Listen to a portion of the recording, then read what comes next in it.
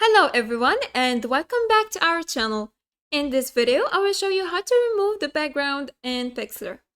So first go to pixlr.com and click on this icon in the top right corner and select Pixlr Editor. Now click on Open Image to upload a picture from your computer, or click on Create New to create a new picture.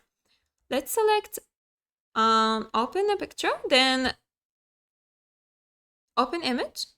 Then select the picture you want to add from your computer and click on Open. Now here you have multiple options to remove the background. The first one is to go to the cutout mask and click on it. Then here click on the eye tool to remove the background. Let's undo the changes. The second option is to click on the magic mask here.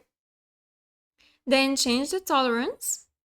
I will change it to 100 and then click on the background.